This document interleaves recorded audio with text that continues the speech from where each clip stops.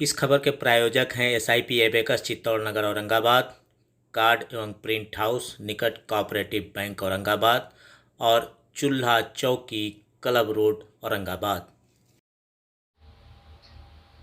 नमस्कार, आप देख रहे हैं हिमा टाइम्स बिहार और अभी हम मौजूद हैं दिल्ली। आप पार्टी के वरीय युवा सदस्य के साथ, जो अभी जॉइंट सेक्रेटरी भी वहाँ पर पार्टी के हैं।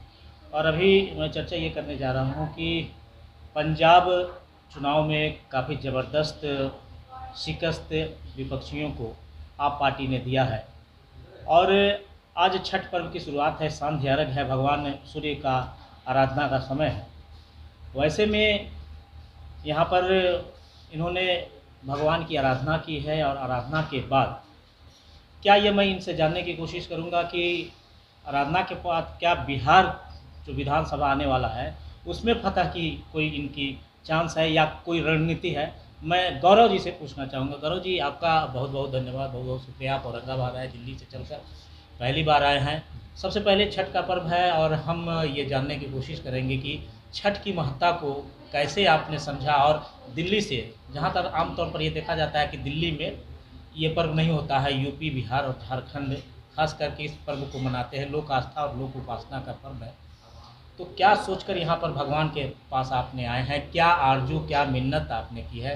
कृपया आप जरा दर्शकों को मैं आज भगवान भास्कर की नगरी में देव मंदिर के दर्शन करने आया था, क्योंकि पिछले कई वर्षों से मैं अपने क्षेत्र में छठ पूजा का जो भी महोत्सव होता है उसकी पूरी प्लानिंग करता हूँ। वहाँ पर जितने भी छठ घाट बनाने से लेकर और पूजा पद्धति से लेकर जो भी वहाँ पर का व्यवस्थाएं करनी होती है, तो मैं बढ़ चढ़ कर आगे रहता हूँ।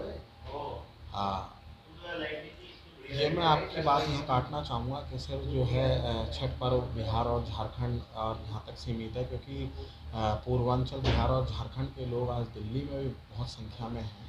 तो हम भी अपने आप को जो है बिहार और झारखंड के लोगों से ही अपना परिवार मानते हैं, उनसे अपने आप को जोड़कर देखते हैं।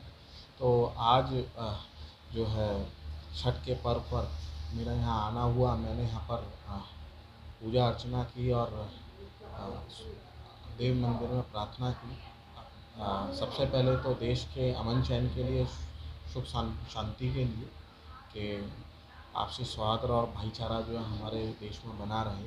और उसके बाद इसमें भी कोई दोहराए नहीं है कि अपनी पार्टी के लिए भी प्रार्थना की कि एक अच्छी शुरुआत, और शुरुआत के साथ साथ जैसे पंजाब में लोगों ने हमें मैंडेट दिया, हमारे पे विश्वास जताया, दिल्ली में तीसरी बार हमारे पे विश्वास जताया है, तो आ, बिहार की जनता से भी हम आग्रह करना चाहते हैं कि एक बार वो भी हम लोगों के ऊपर, हमारी पार्टी के ऊपर, आदरणीय केजरीवाल जी के ऊपर, केजरीवाल मॉडल ऑफ गवर्नेंस के ऊपर विश्वास कर देखें। आखिर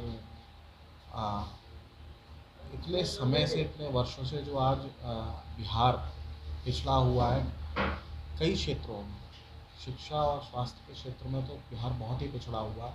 ये मैं नहीं, मुझसे ज़्यादा आप लोग बता सकते हैं। तो इन दोनों ही क्षेत्रों में हमने बहुत अच्छा कार्य कर दिखाया। दिल्ली में भी यही कारण है आज हमारे को पंजाब में मैंडेट मिला, और गोवा में भी हमारी अच्छी शुरुआत हुई है। भले ही हमारी 2 सीटों से मिले, बट इसके बाद जब गोवा का भी चुनाव होगा तो आप देखिएगा कि आपको पंजाब जैसे ही रिजल्ट आपको गोवा में भी देखने को मिलेगा। लेकिन आपको मैं गौरव जी एक बात और कहना चाहूँगा कि जैसे आपने कहा कि विकास की बात है, बिहार में विकास उतना नहीं हो रहा है जो होना चाहिए। यानी कि आपने कहा कि शिक्षा और स्वास्थ्य कहीं न कहीं धराशायी हो चुका है। तो शिक्षा और स्वास्थ्य सही मायने में ये लोगों की प्राथमिकताओं में से आती है।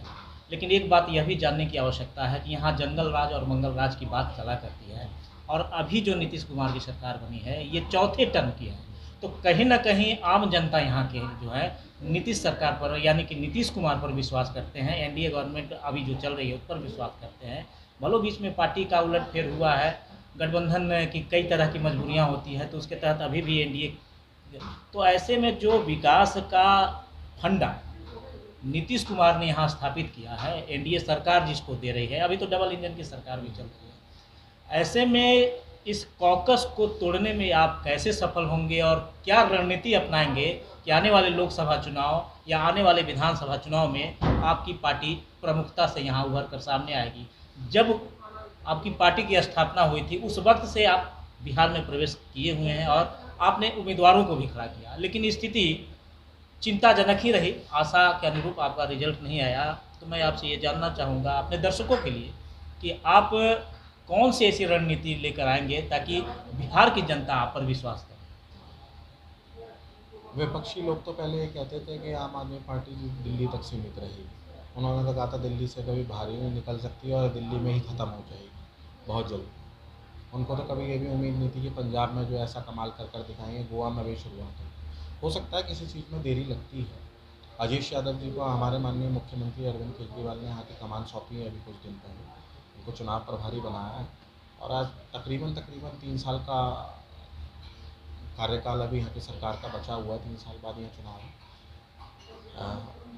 यहाँ पर एक अच्छी सी स्ट्रेटेजी लेकर लोगों के बीच में जाकर उनकी राय जानकर, शिक्षा और स्वास्थ्य तो महत्वपूर्ण मुद्दे ही हैं यहाँ पर, उसके अलावा भी लोगों के बीच में जाकर हमारे कार्यकर्ता लोगों से पूछेंगे आखिर किस किस समस्याओं का यहाँ पर सामना उन्हें करना पड़ रहा है और हमारे को किन मुद्दों को लेकर जो है पार्टी को यहाँ पर आना है लोगों के बीच में, हमारे कौन से मुद्दे उठाने हैं। ये अभी हमें हमारी स्ट्रेटेजी इस पर काम करेगी, क्योंकि अभी तकरीबन नए 2-4-5 दिन पहले ही हमारे नए चुनाव प्रभारी नियुक्त किए गए हैं। उसके बाद यहाँ पर रूपरेखा तैयार की जाएगी और निश्चित ही इस बारे में हम आपको जल्द बताएंगे कि हमारी स्ट्रेटेजी क्या है। एक आरोप ये भी लगते रहे हैं कि केजरीवाल सरकार लोगों को निकम्मा बनाने की कोशिश कर रही है, यानी कि हर कुछ फ्री उपलब्ध करा रही है।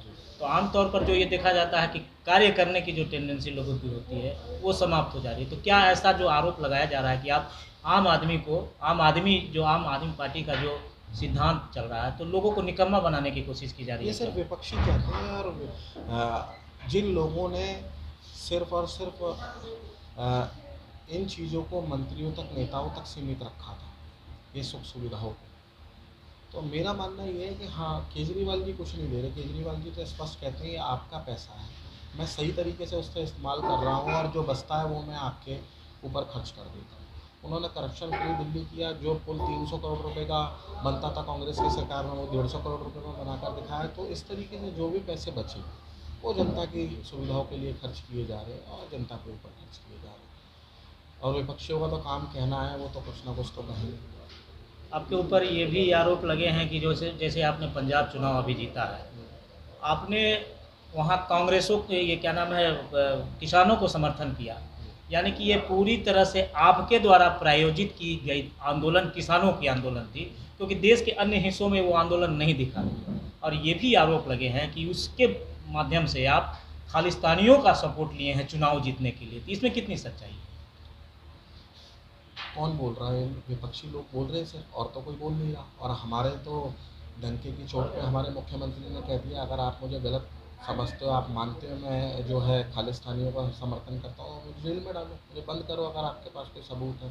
तो इससे ज़्यादा स्पष्ट आदमी और कौन आपको नेता मिलेगा पूरे देश में। तो सिर्फ और सिर्फ छवि को धूमिल करने का प्रयास किया जा रहा है, मगर जनता बहुत अच्छी तरीके से जानती है और यही कारण है जो आज लोग उन्हें पसंद कर रहे हैं। और इसमें भी कोई दोहराए नहीं कि जल्दी देश में प्रधानमंत्री अरविंद केजरीवाल जी होंगे, ये भी आप देखिएगा, बहुत ही जल्द आपको देखने को मिलेगा। बहुत बहुत शुभकामनाएं आपको अग्रिम। और सबसे पहली बात कि ये सूर्य की धरती है, सूर्य की नगरी है और भगवान भास्कर के दरबार में जो भी अपनी हाजिरी देते हैं उनकी हाजिरी पूरी होती है, मनोकामनाएं भी पूरी होती है। ऐसे में मैं उम्मीद रखता हूँ कि आप जिस उम्मीद को लेकर आए हैं वो सफल हो। तब तक के लिए मैं गौरव शर्मा जी से बहुत बहुत आभार व्यक्त करता हूँ कि हमको हमें समय दिया और बहुत सारे मुद्दों पर उन्होंने चर्चाएँ की। और एक दावा ये जो यहाँ से करके जा रहे हैं कि प्रधानमंत्री के रूप में पूरा देश अब अरविंद केजरीवाल को देखेगा। इन्हें एमा टाइम्स की तरफ से शुभकामनाएं हैं, बहुत बहुत शुभकामनाएं। फिर मिलते हैं नेक्स्ट वीडियो में।